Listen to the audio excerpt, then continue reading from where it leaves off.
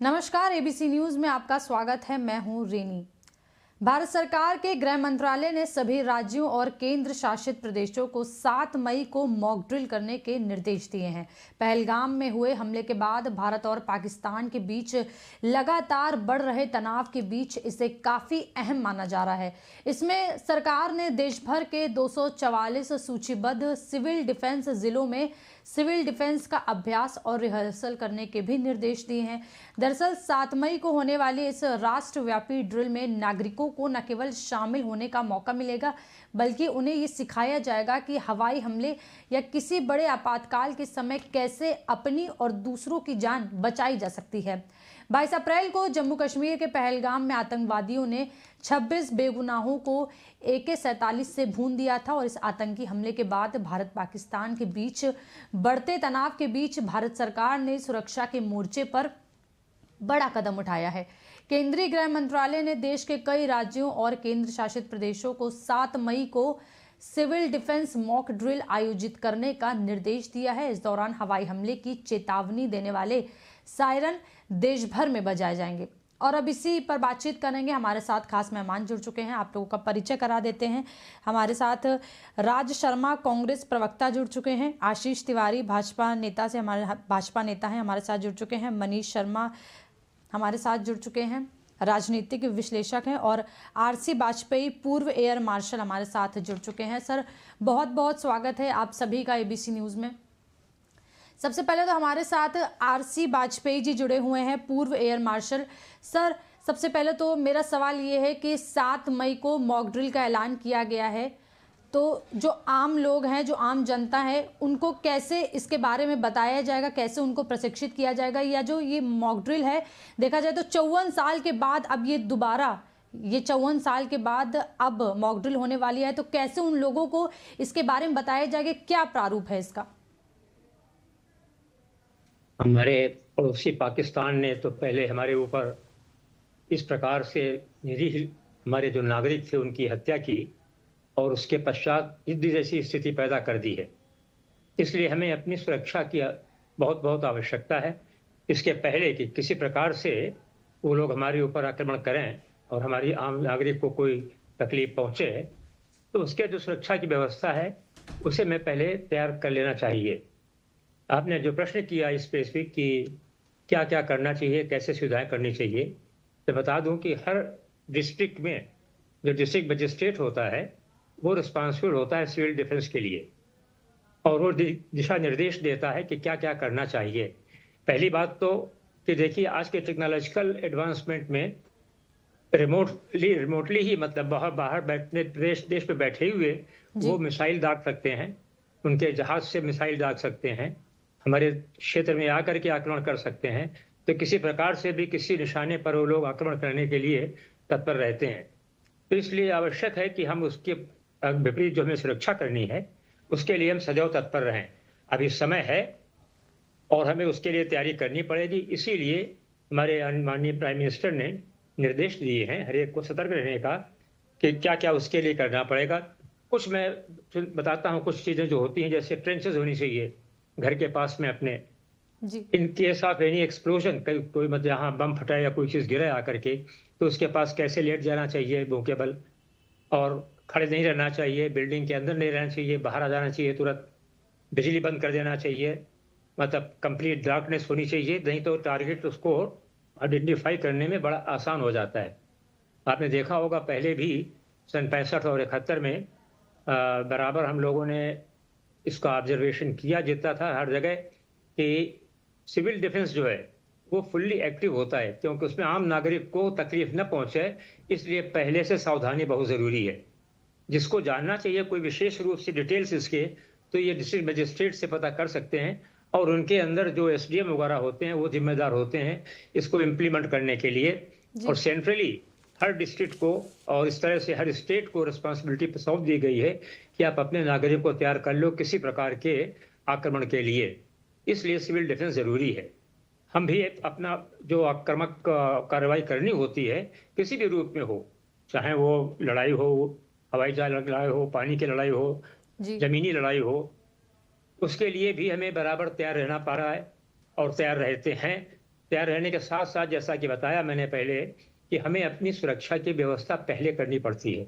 हमारे जो बेसेस हैं वो होने चाहिए सुरक्षित, हमारे नागरिक सुरक्षित होने चाहिए, हमारा साजो सामान जो है, एम्यूनिशन है, फ्यूल है, फ्यूल डंप है, उनको सबको सुरक्षित करना बहुत आवश्यक है।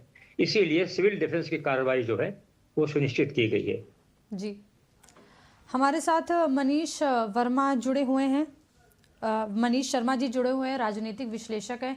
तो सर, क्या लगता है जिस तरीके से 54 साल बाद अब ये मॉक ड्रिल का ऐलान किया गया है, और उसके पहले अगर बात करें तो 1971 में जब मॉक ड्रिल हुई थी तो उसके बाद भारत और पाकिस्तान के बीच युद्ध भी हुआ था, तो अब एक बार फिर से ये ऐलान किया गया है, तो क्या लगता है कुछ युद्ध जैसी संभावना हो सकती है?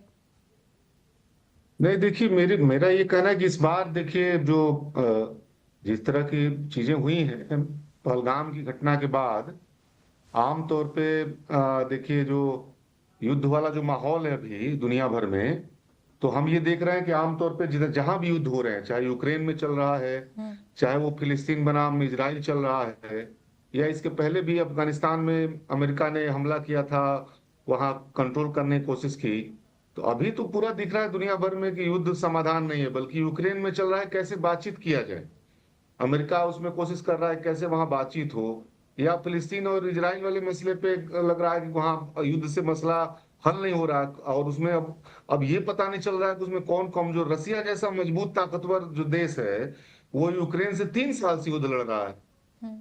इजराइल जिसके बारे में माना जाता है कि बहुत उसके पास अगर कह लीजिए कि सैन्य जो ताकत है उसकी बहुत ताकतवर है, बहुत अत्याधुनिक है, लेकिन वो अभी भी उस मसले को हल नहीं कर पा रहा।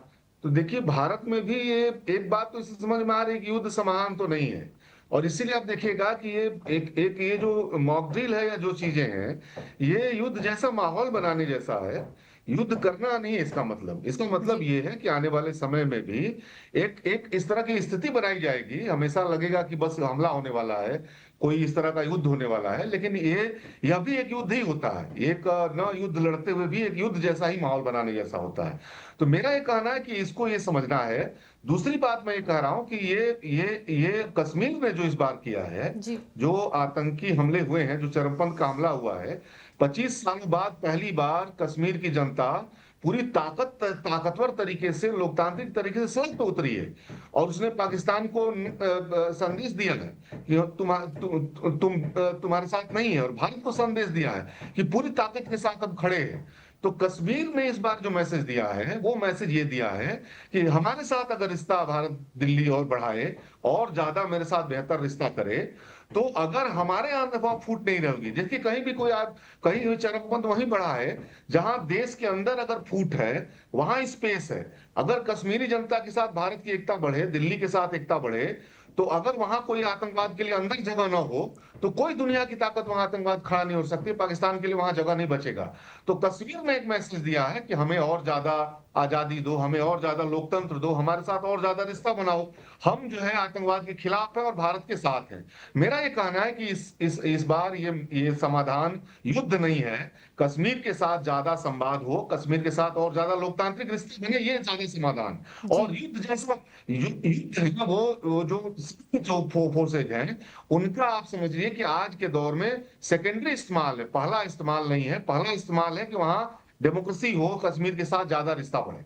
जी, हमारे साथ कांग्रेस के प्रवक्ता जुड़े हुए हैं, हमारे साथ राज शर्मा जी। तो सर, जिस तरीके से लोग जो है वो आक्रोशित थे, जो हमला हुआ था पहलगाम में, और लगातार वो पाकिस्तान के खिलाफ एक्शन लेने की मांग कर रहे थे, और तो क्या लगता है, और अब सरकार ने मॉक ड्रिल का ऐलान किया है, तो क्या लगता है कि अब कोई एक्शन लेने के मूड में है सरकार? क्या कुछ कहेंगे? देखिए, मूड में क्या है, इस सरकार का मूड ही नहीं होता, कोई तो मूड तो नहीं बता सकता, क्योंकि मैं ऐसा विश्लेषक नहीं हूं कि इनको ये हरकतें देख के, क्योंकि और वैसे भी इन्होंने जो कहा वो कभी किया नहीं। लेकिन क्योंकि देश का मामला होता है, देश के कुछ दिन ऐसे होते हैं जहां पे हमें हर चीजें अपनी भूल के देश की आत्मा की आवाज को सुनना चाहिए। मॉक ड्रिल हो रहा है, ठीक है, होने दीजिए, लेकिन खाली मॉक ड्रिल से काम नहीं चलने वाला है। देश की जनता, देश की गरीब जनता, गरीब से गरीब, लगभग 80 करोड़ गरीब तो हैं, गरीबी रेखा से नीचे जी रहे हैं, जिनके पास साधन नहीं है, रहने का नहीं है। जी सर, तो जी अगर सर, वो जी लोग सर। तो हमारे साथ खास मेहमान हमारे साथ जुड़े हुए हैं और फिर से उनसे चर्चा करेंगे। हम इसी मुद्दे पर चर्चा कर रहे हैं। जो मीटिंग हुई है, प्रधानमंत्री की अध्यक्षता में ये मीटिंग की गई है। हमारे साथ जुड़े हुए हैं कांग्रेस प्रवक्ता राज शर्मा जी। जी सर, आप कह रहे थे जिस तरीके से जो मीटिंग की गई उसमें मॉक ड्रिल का ऐलान किया गया है, क्या कुछ कहना चाहेंगे? नहीं, मेरा ये कहने का मतलब, मैं जो कह रहा था कि मॉक ड्रिल ठीक है, अच्छी बात है और होनी भी चाहिए। इससे थोड़ी सी तैयारियां हो जाती हैं कि हर किसी व्यक्ति को जो थोड़ा सा अनजान भी है वो कैसे करेगा, क्या करेगा, अपना बचाव कैसे करेगा। लेकिन मेरा एक बात कहना है, मैं बार बार यही कहूंगा कि देश का नीचे पायदान में रहने वाला व्यक्ति भी, लगभग जो 80 करोड़ रह रहे हैं, वो लोग भी यही चाहते हैं कि पाकिस्तान को एक जवाब दिया जाए। और वैसे भी मेरे प्रधानमंत्री जी की छवि तो वैसी बहुत अच्छी है। मैं तो कहता हूं मेरे देश के प्रधानमंत्री से ताकतवर कोई नहीं है। लेकिन क्या होता है, न्याय हो रहा है एक अलग बात है, होता हुआ दिखना भी जरूरी है। और मैं बहुत खुश होऊंगा, मैं नहीं, बहुत लोग खुश होंगे, मतलब गरीब से गरीब जो सुन भी नहीं पा रहा वो भी खुश होगा, जब प्रधानमंत्री जी उसी तरह का एक्शन लेंगे जिस तरह की हुई 2008 में जब 26/11 हुआ था। और तब उन्होंने 28 तारीख को प्रेस कॉन्फ्रेंस करी थी और उनसे जब आप जैसे पत्रकारों ने पूछा था कि अगर आप प्रधानमंत्री क्या होगे तो क्या, अगर होगे तो क्या करोगे, उसने कहा लव लेटर लिखना बंद कर दूंगा और दूसरी बात, पाकिस्तान को उसी की भाषा में जवाब दूंगा, एक के बदले 10 सर लाऊंगा। तो मैं ये सोचता हूं, मैं मतलब मेरे देश की जनता ये सोचती है कि कम से कम 280 तो ला ही दे। बाकी तो फिर बात की बात है, मेरा देश है, पाकिस्तान हमारे सामने कहीं से कहीं ताकतवर नहीं है, पिद्दा सा है। अभी विश्लेषक साहब भी बता रहे थे कि वो यूक्रेन का युद्ध 3 साल चल रहा है, ये छोड़िए, वो बेकार की बात है। पाकिस्तान मिट्टी में मिल जाएगा, एकदम नहीं है, कपड़े पहनने के लिए नहीं है, जरा सी हवा चला दी पूरा पाकिस्तान नंगा हो जाए। इसलिए डरने की कोई जरूरत नहीं है। और मैं यहां पे भी बैठ के कहना चाहता हूं, आज हमारा किसी का भी मनोबल गिराने का समय नहीं, हमें मनोबल बढ़ा के रखना है, लेकिन सब्जेक्ट टू दी कंडीशन। तथा कथित कुछ भारतीय जनता पार्टी के नेता सिर्फ अपने को ही देशभक्त दिखाने की कोशिश करेंगे तो यकीनन मान लो कि आप अपनी देश की आत्मा को कसोट रहे हो। आज देश का जो बच्चा पैदा हुआ है, जिसका पहला बर्थडे बन रहा होगा, शायद घर में अच्छे लोग होंगे तो उन्होंने भी कह दिया नहीं इस बार नहीं मनाएंगे, अब तो बर्थडे बेटा तब बनेगा जब पाकिस्तान को नेस्तनाबूद किया जाएगा, क्योंकि ये गलत काम हुआ। ऐसे लोग, बहुत बुरी बात है कि 6 दिन पहले शादी हुई हो, हस्बैंड वाइफ ने एक दूसरे को जी भर के भी नहीं देखा और वो मार दिए गए, और हम लोग यहां बस एक दूसरे पे छीटा कसी कर रहे हैं। यहां पे आके मैं बड़ी शान शौकत तिवारी जी को नीचा दिखा के समझ रहा हूं, तिवारी जी मुझे नीचा दिखा के समझ रहे। हमें ये जो सोच है इसको बदलना होगा। आज मैं हमेशा 4-5 दिन से यही कह रहा हूं कि आज हमें अपनी पार्टी को डिफेंड ना करें। हर वक्त पार्टी को ही तो डिफेंड कर रहे हैं, और कर क्या रहे हैं भाई। आज हमारा या तिवारी जी का और स्पेशली विश्लेषक लोगों का जो बायस हो जाते हैं, उनका धर्म है, कर्तव्य है कि मनसा वाचा कर्मा, जो बोलते हैं, जो सोचते हैं, जो करते हैं, उसमें सामंजस्य बैठाएं और देश के लिए आगे बढ़े। देश की आत्मा को डिफेंड करना है। अगर अगर हम खुशहाल रहेंगे तो देश रहेगा, ये तो बात मानिए। अगर हम खुशहाल रहेंगे तो देश खुशहाल होगा, और जब देश खुशहाल होगा तो हमारे चेहरे में रौनक बढ़ती है। और मॉक ड्रिल होना चाहिए, मैं बार बार कह रहा हूं, लेकिन बस इसका इतना भी बखान ना हो जाए कि पता लग रहा हम असली कर्तव्य, असली ड्यूटी भूल जाए। हमारा असली कर्तव्य है सर, हमारे साथ 280 तो जी बिल्कुल, हमारे साथ भाजपा नेता भी जुड़े हुए हैं, आशीष तिवारी जी। आशीष जी, 1971 की बात करें तो इसके पहले 1971 में मॉक ड्रिल हुई थी, और उसके बाद अगर बात करें तो इस बीच कई आतंकी हमले हुए हैं, लेकिन अब जो सरकार ने मॉक ड्रिल करने का ऐलान किया है 7 मई को, क्या बोलेंगे इस पर?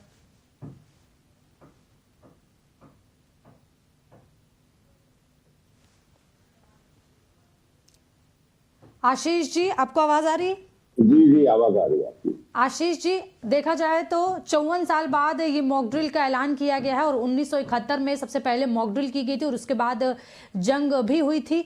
तो इस बीच अगर बात करें तो कई आतंकवादी हमले हुए हैं, लेकिन अब जो है केंद्र में सरकार है, बीजेपी की सरकार है, और प्रधानमंत्री ने अब मॉक ड्रिल का ऐलान किया गया है, तो क्या कुछ कहना चाहेंगे इस पर? देखिए रैनी जी, कोई भी युद्ध होता है उसके पहले तैयारियां करना बहुत जरूरी होता है जी। आज का युद्ध हो या राजा महाराजाओं के समय का, वो भी जब युद्ध करते थे तो अपना राशन पानी और वो सारी तैयारियां करके तभी युद्ध करने जाते थे। तो मॉक ड्रिल भी उसी युद्ध तैयारी का एक तरीका है उसमें आप एक हिस्सा मान सकते हैं। लेकिन ये जो आपने पाकिस्तान के राजनीतिक विश्लेषक मनीषुद्दीन को बुला के रखा हुआ है, ये जो यहाँ पर बैठे हुए हैं, ये पाकिस्तान की भाषा बोलने वाले लोग, इनको आप क्यों बैठाते हो चैनल पे? पाकिस्तान भी तो यही कह रहा है कि युद्ध नहीं होना चाहिए, और ये यहाँ पर बैठकर हंस रहा है, ये भी यही बोल रहा है। जिसके घर के लोग मरे हैं उसके सामने ये जाए तो ये मारा जाए, वहां पर इसको पटक के मारे, क्योंकि ये जो बात बताने की कोशिश कर रहा है यहाँ पर, इसको शर्म नहीं आ रही है। वहां पर लोग मार दिए गए। अभी हमारे कांग्रेस प्रवक्ता ने बहुत अच्छी बात कही, मैं इनका बड़ा साधुवाद इनको दे रहा हूँ कि आज भी कम से कम पार्टी लाइन से हटके, लेकिन ये बिना गिनने में है, ना चुनने में है, ना पार्टी में है, बैठा है राजनीतिक विश्लेषक बन के उलझे बाल लेकर, इसको शर्म नहीं आ रही है। भाषा तेरी ऐसी की तैसी भाषा की, शर्म आनी चाहिए। भाषा में संयम रख के बात करिए। तू बता रहा है कि यहाँ पे युद्ध नहीं होना चाहिए, क्या कर रही है? नहीं, अबे तो सुन इधर, तू पाकिस्तानी, आशीष जी भाषा में संयम रख के बात करिए, अपना पक्ष रखिए। सामने बदतमीजी कर रहा है, तू इतना बदतमीज आदमी है, तुझे शर्म नहीं आ रही यहाँ पर? ये बदतमीजी कर रहा है, युद्ध नहीं होना चाहिए, ये बदतमीज आदमी, इसको ये आशीष जी भाषा में संयम रख के अपना पक्ष रखिए।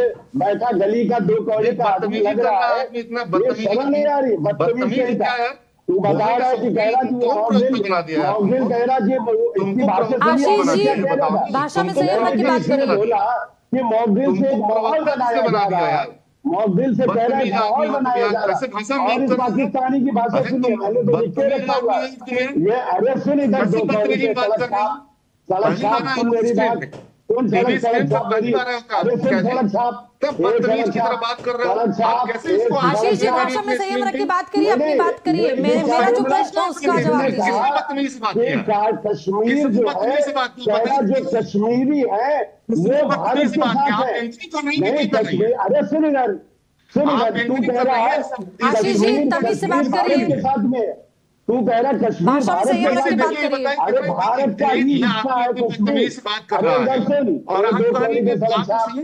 पाकिस्तानी, पाकिस्तानी चुप, पाकिस्तानी चुप, आप यहाँ संचालन चुप रहे पाकिस्तानी, पाकिस्तानी। आशीष जी भाषा में संयम रख के बात करिए, आप मेरे सवाल का जवाब दीजिए। इसके लिए संयम हो ही नहीं सकता है। आज पूरा देश में खून खौल रहा है, और ये पाकिस्तानी यहाँ पर बैठकर कह रहा है, ये कह रहा है कि नहीं होना चाहिए। आज पूरा देश युद्ध के लिए मांग कर रहा है, सारी राजनीतिक पार्टियां, देश का बच्चा बोल रहा है, और ये पाकिस्तानी बोल रहा है यहाँ बैठकर, पाकिस्तानी चुप, कैसी बात कर रहे हैं भैया?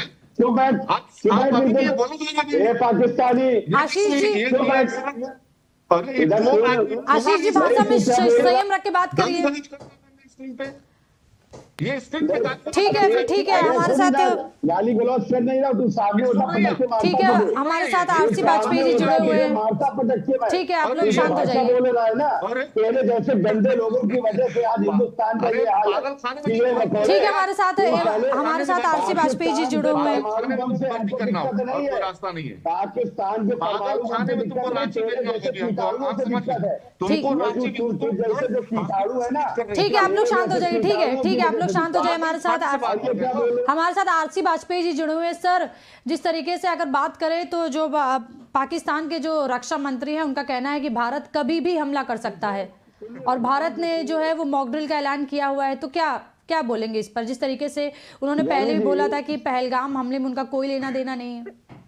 रैनी जी सुनिए, इन्होंने ये बोला, अरे तू गली का 2 कौड़ी का आदमी, अरे तू सुन मेरी बात, ये कह रहा कि कश्मीर जो है वो भारत के साथ में है। ठीक है आशीष जी, हो गया, मेरा सवाल किसी और से। ठीक है, अरे धमकी ने तुझे पटक के मारूंगा। ठीक है आशीष जी, हो गया, मेरा सवाल अभी किसी और से। आप लोग शांत हो जाइए, मेरा सवाल किसी और से। मुद्दे पर चर्चा करने दीजिए सर। पाकिस्तानी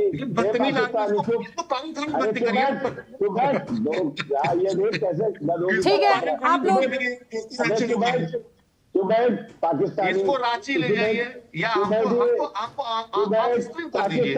आशीष जी, भाषा आपको शोभनीय नहीं दे रही जिस तरीके से आप बात कर रहे हैं। आप बीजेपी के नेता हैं, आप एक नेता हैं, आपको शोभा नहीं दे रहा। पूछता हूँ अब मैं आपसे पूछ रहा हूँ जी, किस तरह की बात कर रहा है बंदा? कश्मीर है, जो कश्मीर के लोग हैं वो भारत के साथ है, मतलब क्या भारत अलग है कश्मीर अलग है? अरे तुमको ये बोलना चाहिए वो सरकार के साथ है। हाँ तो ठीक है ना, तो कोई तरीका होता है, आप हमारे मेहमान जुड़े हुए हैं, आप ऐसे नहीं बोल सकते।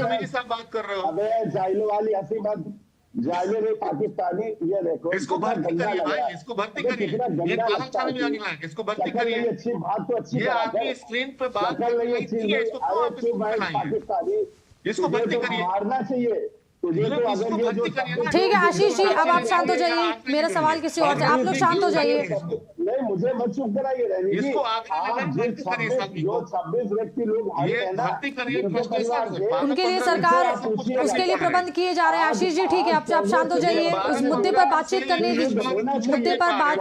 दीजिए। कल मॉक ड्रिल होगी, होनी चाहिए, मॉक ड्रिल होनी चाहिए, ये कांग्रेस भी बोल रही है। और ये पाकिस्तानी क्या कह रहा है? अरे उससे तो माहौल बनाया जा रहा है। किसको बुला लेते हैं आप लोग? ये क्या बात कर रहा है? किसको आप लोग बुला लेते हैं मैडम? अरे तुझे बुला लिया। ठीक है, आप लोग शांत हो जाइए। ठीक है, आप लोग शांत हो जाइए। तू कौन है? अरे बाप रे, आप लोग डिस्टर्बेंस क्रिएट कर रहे हैं, बातचीत में डिस्टर्बेंस मत क्रिएट करिए, बात करने दीजिए। कल मॉक ड्रिल होगी, हमारे साथ पूर्व एयर मार्शल भी जुड़े हुए हैं, उनसे जानकारी हासिल करने दीजिए। एटलीस्ट लोगों के हित के लिए बात करने दीजिए, लोगों को कैसे ये मैसेज पहुंचाया जाएगा, उनको कैसे सारी चीजें पता लगेंगी, उसके लिए उनसे बातचीत करने दीजिए। ठीक है आशीष जी, आप शांत हो जाइए।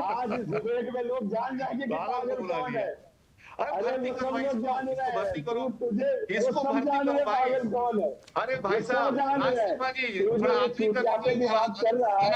ठीक है, अब शांत हो जाइए आप लोग। ठीक है, हमारे साथ पूर्व एयर मार्शल जी जुड़े हुए हैं। ठीक है, हमारे साथ आरसी वाजपेयी जी जुड़े, उनसे जानकारी लेने दीजिए। सर क्या लगता है जिस तरीके से पाकिस्तान, बड़ा दुख होता है जब हम देख रहे हैं कि विषय कुछ और है जी, और हम लोग पार्टी और पॉलिटिक्स के बारे में चर्चा करने लग गए हैं। विषय जहां तक मैं समझ रहा हूं, जो आपने शुरू किया कि इन केस पाकिस्तान अगर हमारे ऊपर आक्रमण करता है तो किस प्रकार से अपनी सुरक्षा करेंगे। जी बिल्कुल, विषय ये है, विषय नहीं है कि कौन सी पार्टी अच्छी है, कौन सी राजनीतिक अच्छी है, कौन से राजनीति वाले अच्छे हैं, उसका विषय नहीं है। और दूसरा ये मैं चाहूंगा कि जो अभद्र भाषा है उस पर थोड़ा ज़्यादा नियंत्रण रहे तो अच्छा रहता है। एक तरह का दुख होता है जब देखते हैं कि मतलब आपस में एक दूसरे को तू में होती है, तो हर तरह की डिबेट में इस तरह की चीज दूर रहनी चाहिए। ठीक है, आप लोग शांत हो जाइए, बोलने दीजिए। सर बोलिए, मेरी बात सुन लीजिए।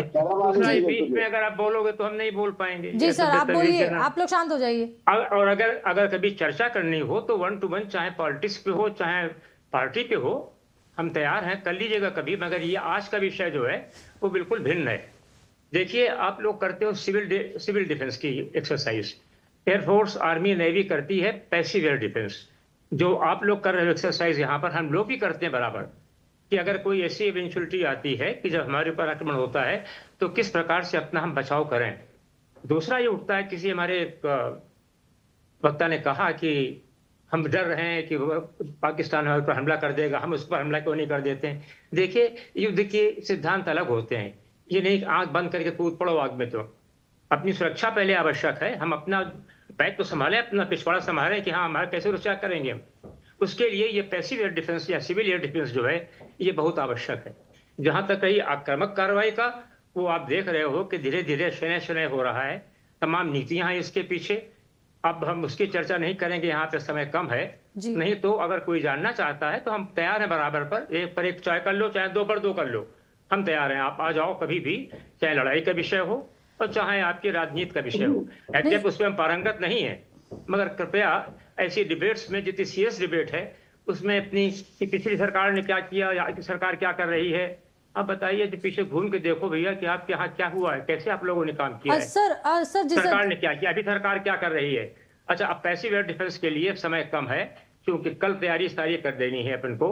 तो जो भी विषय जानना हो किसी से तो आप डीएम को बता सकते हैं, उससे पूछ सकते हैं कि एक जनरल इंफॉर्मेशन के लिए वहां से कोई संदेश जारी करे ताकि सबको सूचना मिल जाए कि क्या उसकी तैयारी करनी है, कैसे क्या करना है। खाली पैसिव एयर डिफेंस के नाम से या सिविल एयर डिफेंस के नाम से ही हाँ सर, सर अगर बात करें तो एलओसी पर भी जो पाकिस्तान की सेना है वो उन्होंने भी फायरिंग की थी और भारत ने उसका जवाब भी दिया था।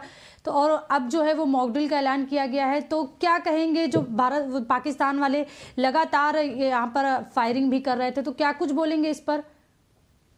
देखिए, इस पर ये बोलेंगे, अब आप देख रहे हो, हम ज्यादा चर्चा नहीं करेंगे क्योंकि ये तो कुछ स्ट्रेटेजिक और कुछ टैक्टिकल अप्रोचेस होती हैं। आप देख रहे हो कि हमारा जो कैरियर है विक्रांत अरब सागर में है, हमारी एयरफोर्स पूरी तरह तैयार है, हमारी ग्राउंड फोर्सेस वो भी पूरी तैयार हैं, प्लानिंग पूरी है, कहाँ से तैयारी करनी है, क्या करना है, मगर वो ये न तो समय है और न ही ये प्लेटफॉर्म है कि जहां हम उसकी चर्चा कर सकें कि कैसे आक्रमण होगा, कैसे क्या होगा। बालाकोट पे हम जो लोगों ने किया चुपचाप किया, मगर कुछ लोग उसको मानने को तैयार नहीं कि बालाकोट पे आपने क्या किया। अगर आपको अपनी सेनाओं पर इतना विश्वास नहीं है तो बड़े शर्म की बात है। किस पर विश्वास करोगे आप? वहां पर भी राजनीति चल रही है।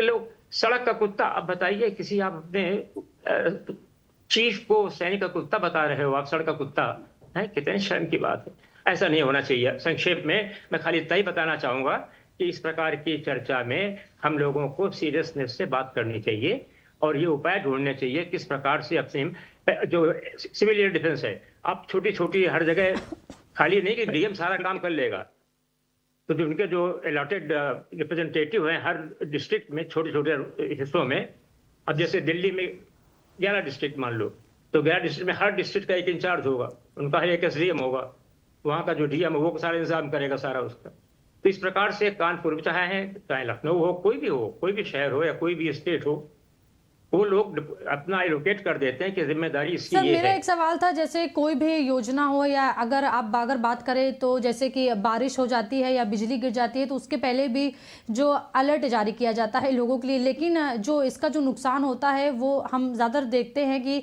जो आम नागरिक हैं, जो गरीब है, जिनके पास घर नहीं है, वो उन्हीं की मार है।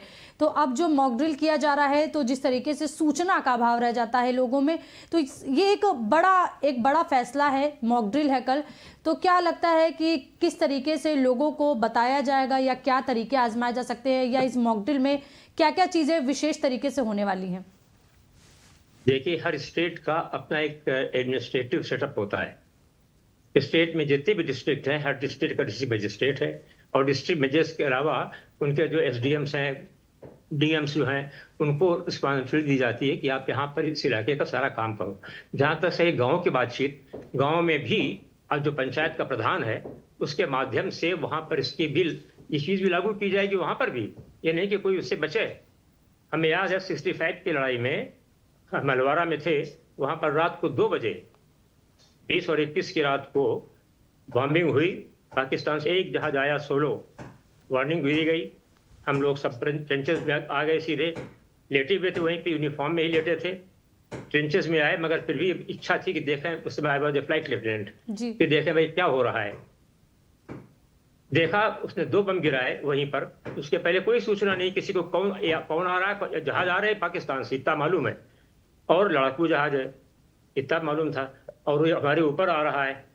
उसके बाद जब उसने गिराए तब पता लगा कि हाँ 2 बम गिरे अभी, उसके बाद उसने 5 बम और गिराए। खाली हमारे 2 जहाज डस्ट हुए थे उसमें जी। और बाकी किसी की जान माल का नुकसान नहीं हुआ था। तो इस प्रकार से कोई सूचना पहले से नहीं है, तो अगर हम लोग तैयार न होते, चाहे ट्रेंचेस हो, चाहे एंटी एयरक्राफ्ट गन्स हो, डिप्लॉय करती हैं, हमारी सेनाओं ने सब जगह तैयारी कर रखी है। अब देखिए S-400 क्या है, एक एरिया मैनेजमेंट है, एरिया के सिक्योरिटी के लिए है, उसका हम कर रहे हैं। मतलब अपने लिए अगर कोई आक्रमण होता है बाहर से तो हम अपनी सुरक्षा कैसे करें वो भी जरूरी है। खाली नहीं कि हम कूद पड़े ऊपर जा करके आग में। भाई दुश्मन भी तैयार है, ऐसी बात नहीं कि बैठा है घर पे है, वो भी तैयारी कर रहा है लड़ाई की, तो हमें कैसे लड़ना उसके साथ में, ये सारा स्ट्रेटेजी और टेक्टिकल इशू है जो अभी चर्चा का विषय नहीं यहाँ पर है, और ना ही कर सकते हैं उसको हम। ये तो बड़े राजनीतिक हैं हमारे, जो उनके आज्ञा से प्राइम मिनिस्टर ने पूरी छूट दे रखी है हमारे डिफेंस फोर्सेस को, मगर डिफेंस फोर्सेस भी अपनी जो आगे एक्टिविटीज हैं, कोऑर्डिनेटेड अप्रोच जो है, उसके विषय पे चर्चा करते हैं प्रधानमंत्री से, बराबर लगातार हो रही चर्चा।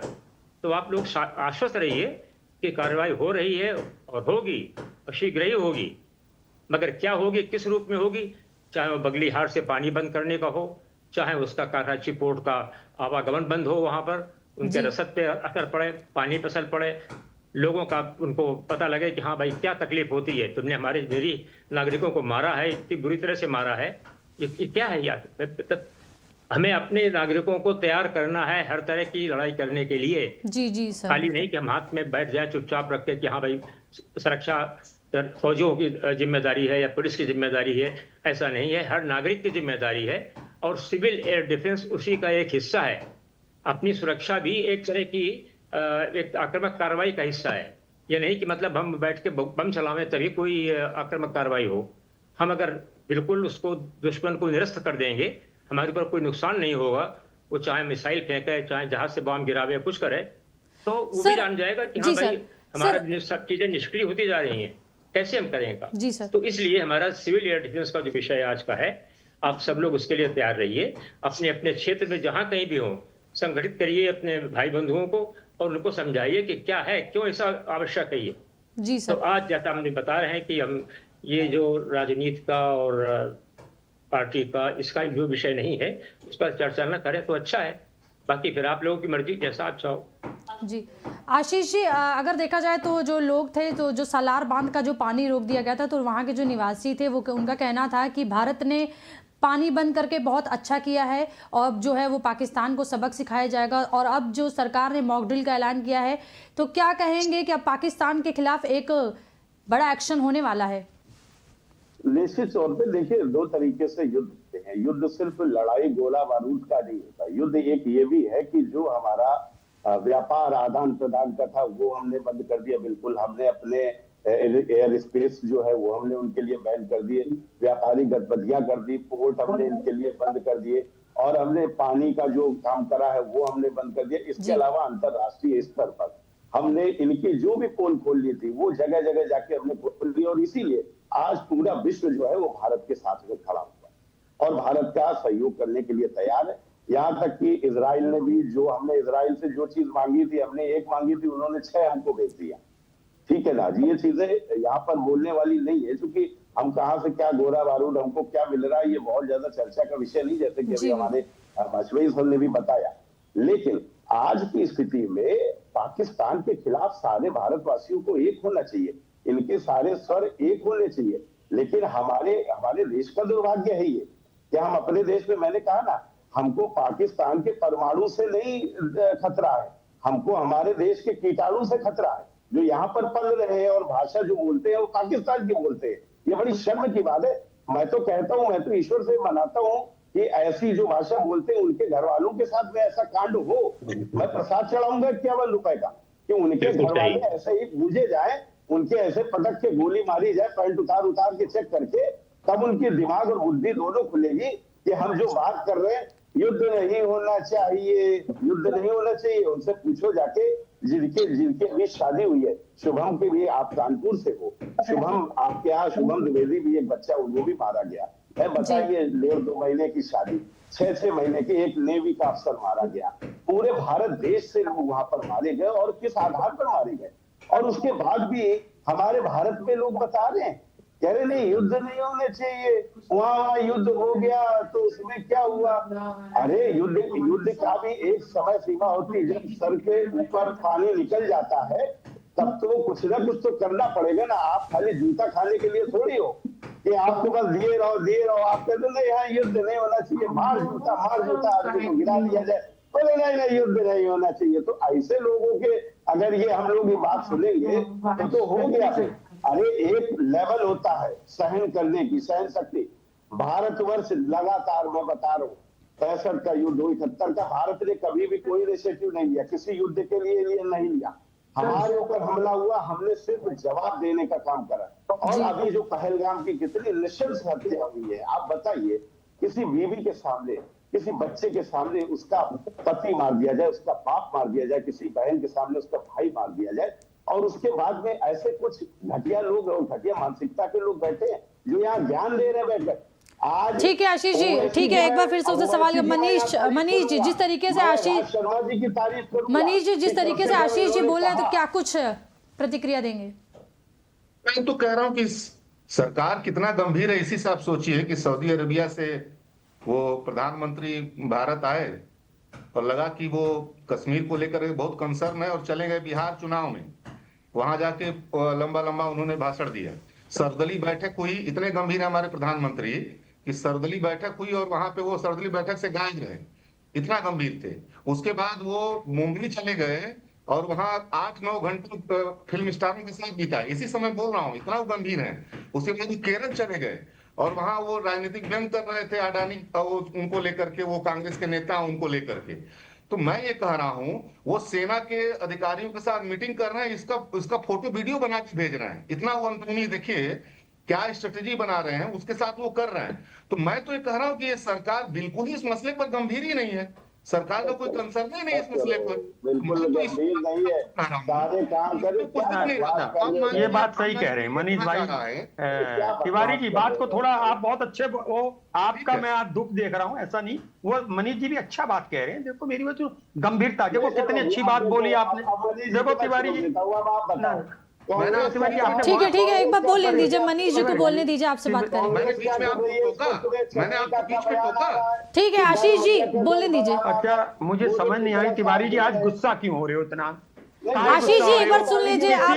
आशीष जी शांति से सुनिए, अभी आप बोल रहे थे, कोई नहीं बोल रहा था। प्रवक्ता ने कभी ये नहीं कहा। अच्छा, ये बात तो सही है ना, प्रधानमंत्री जी सीरियस नहीं। देखो ये बात है वाजपेयी जी, मैं सही कहूंगा, इधर सीरियस नहीं है, ये बात को मालूम है। हर वो झगड़, अरे राहुल गांधी विपक्ष के नेता है भाई, उन्होंने समर्थन दे दिया। अरे भाई राहुल गांधी जी ने समर्थन दे दिया। अच्छा, मोदी जी को समर्थन दे दिया। यार मुझे बताओ क्या हो गया तिवारी जी, क्या हो गया तिवारी जी? अच्छा, गुस्सा क्यों हो रहे हो? अरे मुझे ये पाकिस्तानी की वजह से, पाकिस्तानी है जो बैठा है। अरे भाई बात सुन लो, वो जो कश्मीर अच्छा काय गुस्सा हो। ठीक है आशीष जी, थोड़ा ठंडा पानी पियो भैया। तिवारी जी, आशीष जी आप, आपकी बात हो गई, अभी आपसे बात करेंगे, आप बोलने दीजिए। तिवारी जी काहे गुस्सा हो रहे? ध्यान रखा करिए, अरे स्क्रीन पे बुला मेरा एक मिनट रानी जी, मुझे 2 सवाल पूछने, बस मैं कुछ नहीं जानना चाहता जी, पूछिए। आप बस, कोई भी देश का व्यक्ति, यहां भारतीय जनता पार्टी के नेता अपने आप को देशभक्त बताने की कोशिश में लगे रहते हैं। ये बर्दाश्त किसी 140 करोड़ जनता को नहीं है। यहां सबको बोलने का अधिकार है। मेरा ही कहना, मॉक ड्रिल हो रही, और अगर सीरियस है, देखिए सीरियस है। अभी वाजपेयी साहब कह रहे थे कि कोई चीज बताई नहीं जाती, तो मैं एक बात कहना चाहता हूं, कोई चीज पूछी नहीं जा रही है, कोई नहीं जा रही कि कैसे लड़ाई लड़ोगे। हम कह रहे बस, आप ही ने कहा था कि 1 के बदले 10 शरीर लाऊंगा, 28 के 280 तो हो गई, एटलीस्ट कम से कम। एक मिनट जी बिल्कुल, आप दीजिएगा, पहले उनकी बात पूरी हो जाने दीजिए। तिवारी जी आज आप, तिवारी जी बात पूरी हो जाने दीजिए। आशीष जी बात पूरी हो तो फिर आप बोलिएगा, बोलिए। आप तो ऐसे ना थे, सुनो भाई मेरे लिए, इधर सुन लीजिए, मैं बार बार कह रहा, आज पार्टी का डिफेंड या अपने नेताओं को ही डिफेंड मत करना, वरना देश की आत्मा कसौटी की, यंग एज की हो, आने वाले टाइम में जनता पूछेगी तब क्या बोल रहे थे। दीजिएगा बात पूरी होने जी, दीजिए। आप ही को बोलना है। आप तो हमारी जुबान बंद कर दो बस, आप बोलने दो, गुस्सा क्यों हो भाई? तिवारी जी सुन लो यार, लूंगा ना, अभी आपकी शांति से सुन लीजिए। अरे आशीष जी थोड़ा सुन लीजिए, अभी बोलिएगा आप, अभी आपको समय मिलेगा, उनको बोलने दीजिए। गुस्से की बात है तो 15 दिन मॉक ड्रिल करेगा। हाँ, अब चलो इसका जवाब ले लो, अब इसका जवाब ले लो, आप इसका भी जवाब, दोनों का जवाब। राज शर्मा जी आपकी आवाज नहीं आ रही, राज शर्मा जी आपकी आवाज नहीं आ रही। 15 दिन से जनता कह रही है, 15 दिन से जनता कह रही है, 15 दिन से जनता कह रही है। आशीष जी सुन लीजिए, अभी आप जवाब दीजिएगा। क्या करा आशीष जी, पहले एक बार शांति से सुनना भी सीखिए, अभी आप बोल रहे थे, कोई नहीं बोल रहा था। ये तिवारी जी भी सकिया गए, कतई सुनते ही नहीं हो भाई। आज देश की बात करो ना, और किसी के वकील मत बैठना। आज आप अपनी बात बोलिए, आप अपनी बात बोलिए। बस मैं इतनी बात कहना चाह रहा हूं कि हम, कोई भी पार्टी, कोई भी जनता का व्यक्ति इसे सरकार से जानने की कोशिश नहीं कर रहा कि आप कान में क्या बात कर रहे हो। हम बस एक जानने की कोशिश करते हो कि आज एक प्रेस कॉन्फ्रेंस हो जाए और प्रधानमंत्री जी एक बात कह दे, जिस तरह का मैं 2008 में था, जो वक्त मैंने दिया था बयान, मैं उसी की तरह रहूंगा, मनसा वाचा कर्म। जी ठीक है, ठीक है, जो करता हूं उसमें सामंजस्य। ठीक है राजी। हाँ आशीष जी, ये आरोप कई लोग लगा रहे थे, अब आप बोलिए। नहीं, आप देखिए, इस आरोप ये जो लगा रहे हैं, ये जो बहुत भड़बड़ाहट में हैं कि नहीं तुरंत हमला कर दो जाकर, उसके लिए अभी आरसी वाजपेयी जी ने बहुत साफ शब्दों में बताया।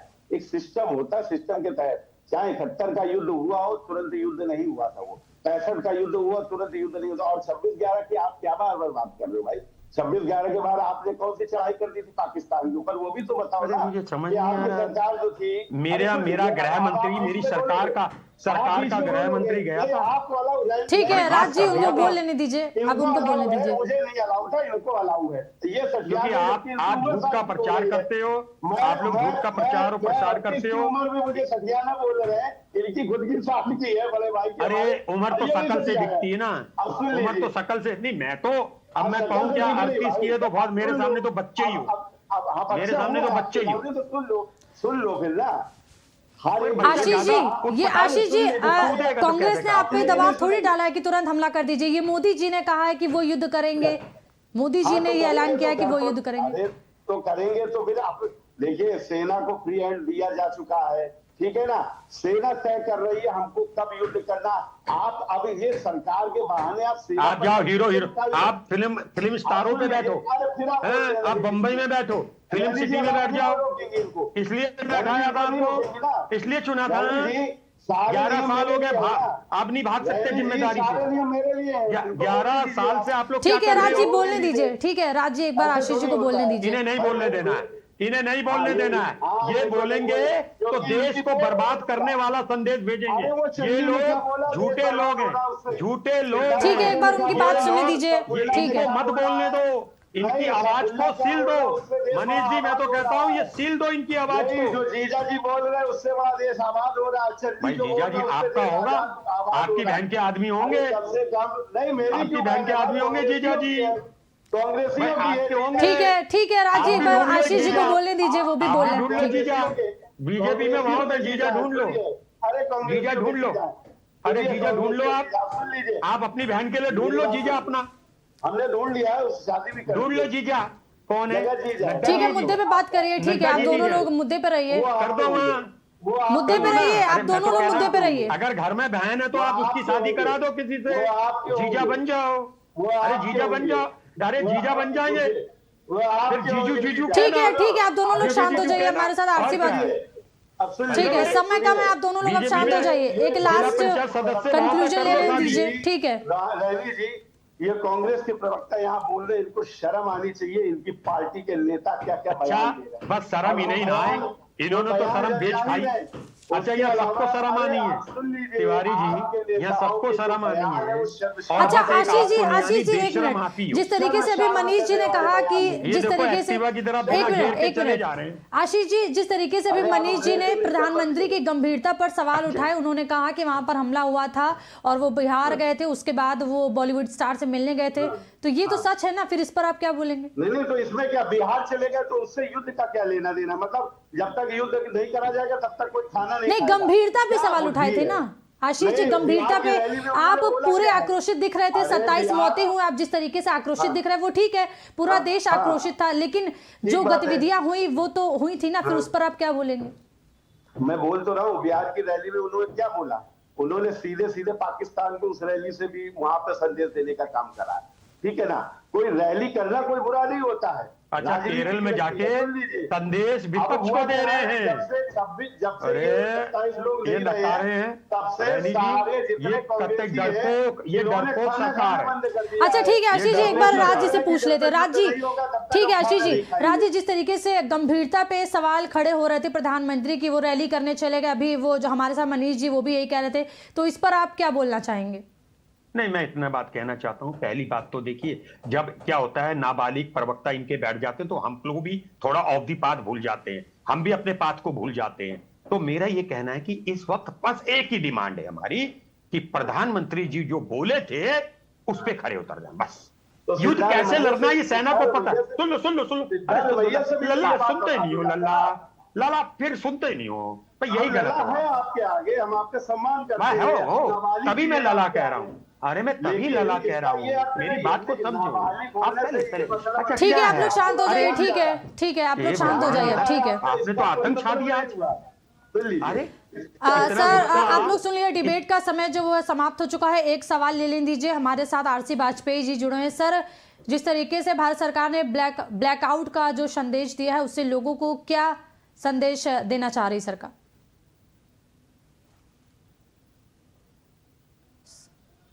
अनम्यूट कर लीजिए सर, अनम्यूट कर लीजिए।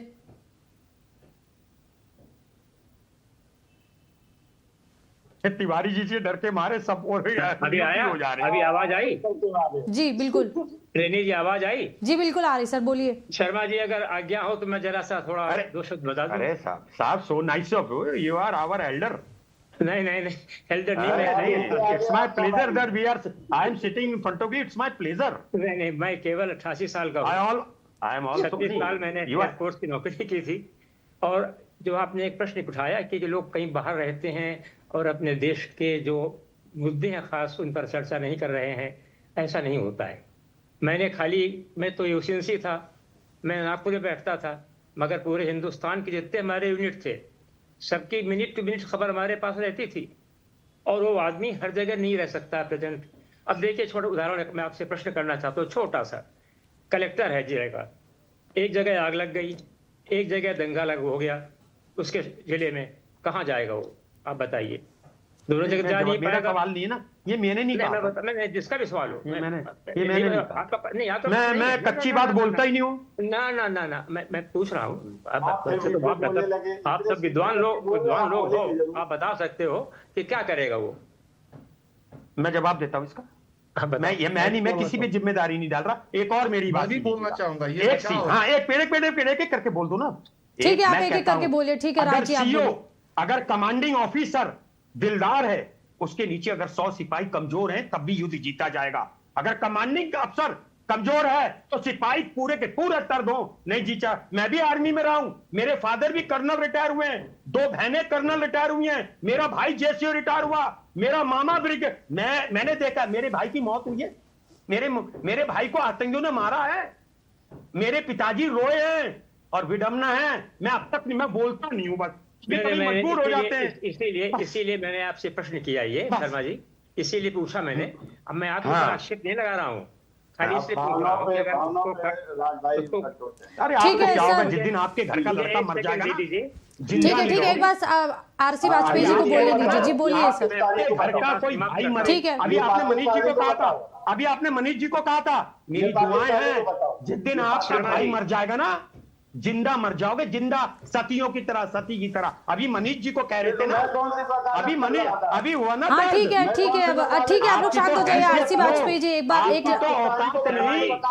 ठीक है उनको बोल, ठीक है आप लोग अब शांत हो जाइए, आप लोग का समय हो चुका है। ठीक है, आप लोग शांत हो जाइए। आरसी वाजपेयी जी को बोलने दीजिए। बोलिए सर। आशीष जी बस हो गया आशीष जी बस। राज जी हो गया बस, अब शांत हो जाइए। भाई मरा है, आप बताओ कि युद्ध होना चाहिए कि नहीं होना चाहिए। देखिए मुद्दा कुछ और है, आप लोग उसको डाइवर्ट मत करिए। मुद्दा कुछ और है, कल मॉक ड्रिल होने वाली है, सरकार ने मॉक ड्रिल की घोषणा की है। आप लोग मुद्दा डाइवर्ट मत करिए। ये जो पाकिस्तानी यहाँ बैठा है, ये कह रहा था युद्ध नहीं होना चाहिए। ये बदतमीजी आप कितना भी गुस्से से बोलिए, लेकिन बैठे आप ऐसे शब्दों का इस्तेमाल करिए। तू बैठा है, ये शब्द बर्दाश्त नहीं है। नहीं गलत बात, आपकी गलत बात है। गुस्सा कितना भी कर लीजिए, ठीक है, आप लोग शांत होइए। आग नहीं आ रही है। चलिए ठीक है, हम लोग समय सीमा से बात है और समय खत्म हो चुका है। फिलहाल आशीष तिवारी जी, राज शर्मा जी और मनीष शर्मा जी और आरसी वाजपेयी जी, आप सभी का हमारे साथ जुड़ने के लिए बहुत बहुत शुक्रिया। एबीसी न्यूज़ के साथ जुड़ने के लिए बहुत बहुत शुक्रिया। तो कल भारत सरकार ने मॉक ड्रिल का ऐलान कर दिया है, उसमें हमने अपने खास मेहमानों से बातचीत की। फिलहाल इस बातचीत में इतना ही। आप देखते रहिए एबीसी न्यूज़।